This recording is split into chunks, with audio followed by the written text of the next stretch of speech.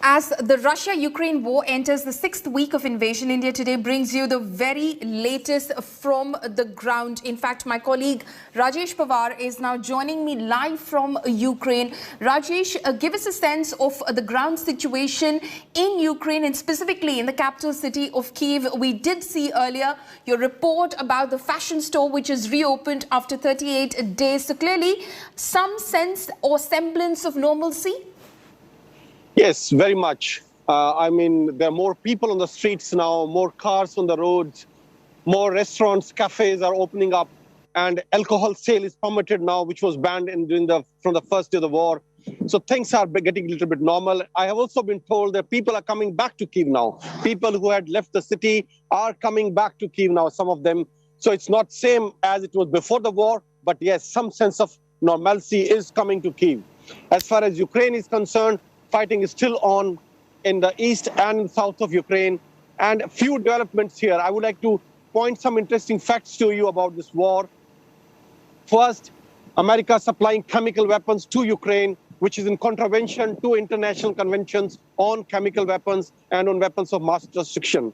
Number two, Russian troops suddenly leaving whole area around Kyiv to the north of it.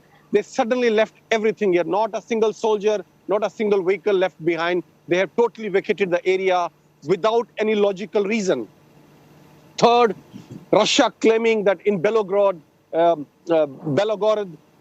Ukrainian helicopters have attacked the fuel depot and destroyed it, which Ukraine is denying. So it's likely that it's a false flag operation.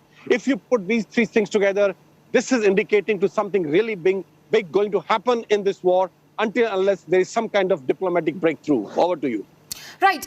Interesting, actually, Rajesh, the three things that you pointed out about America supplying chemical weapons to Ukraine, about the alleged attack by the Ukrainians in Belgorod as well. And then, of course, the Russians, you say, are retreating completely from Kyiv and from the outskirts of Kyiv.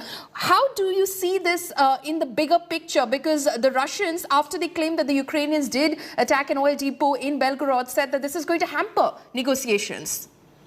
Look, I'll create a scenario for you. Nobody knows absolutely certainly that what's going to happen. But I'll create a scenario for you based on these facts. Look, maybe Ukrainians did not attack this as they are saying so. So it's a false flag operation. What does it allow Russia to do?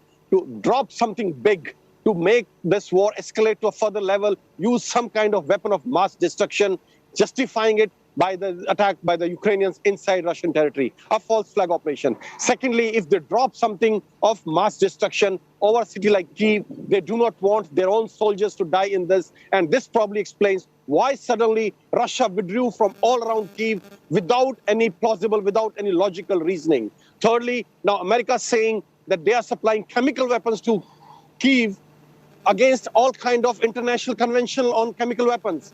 This indicates probably America is in know-how of something big which is going to happen in Ukraine. Over to you. Right. Very, very interesting developments over there, Rajesh, of course, keeping a close eye on all that's happening on the ground in battlefield Ukraine. Rajesh, thank you so much for joining us with all of those details.